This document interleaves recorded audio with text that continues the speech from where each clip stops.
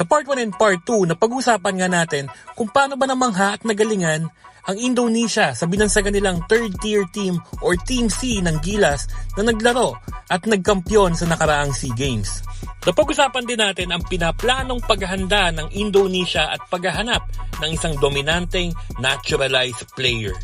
At dito naman sa Part 3, pag-uusapan natin kung ano ba yung mga pwedeng gawin ng Gilas na pangontra sa ginagawang preparasyon ng Indonesia.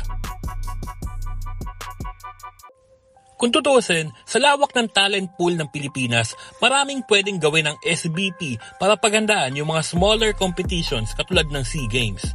Lalo na hindi available ang main Gilas natin dahil sa schedule ng KBL, B-League at PBA.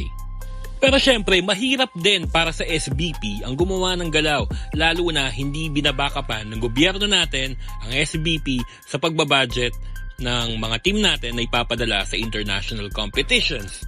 Pero ano nga ba yung mga option na pwede nating gawin para mapaghandaan yung mga smaller competitions? Una sa listahan natin ay ang pagti-team up ng MPBL at ng PBA.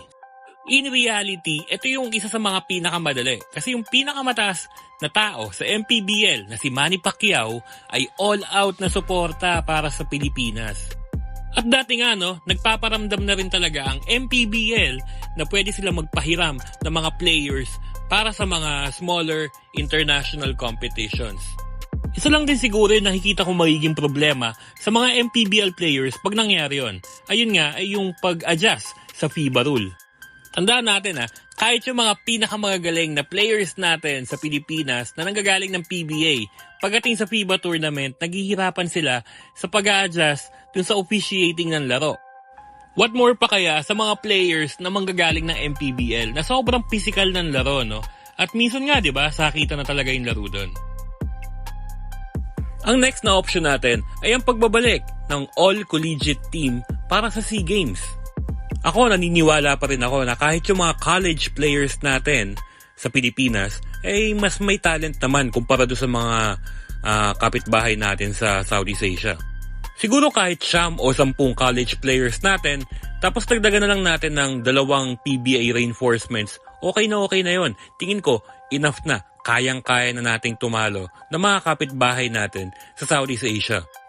Kaso, merong isang problema. Noong nakaraang SEA Games, kinausap ng SBP ang UAAP para humiram ng player na maglalaro para sa SEA Games. Ngayon, pumayag naman ang UAAP, kaso ang sinabi nila, hindi pwede yung mga nasa Final Four or yung mga nasa semifinals. So dati parang wala namang ganun, pero ngayon nga, nagbago na. Wala naman tayong magagawa kung yun ang gusto ng UAAP, di natin pwedeng kontrahin yun. So, yun, medyo mahirap na siguro ngayon kung college players yung ipapadala natin para sa mga smaller competitions like SEA Games. Isa pang anggulo na pwede nating tignan dito ay yung pagbubuo ng core players para sa SEA Games. So dito, hindi natin kailangan ng saktong 12 player.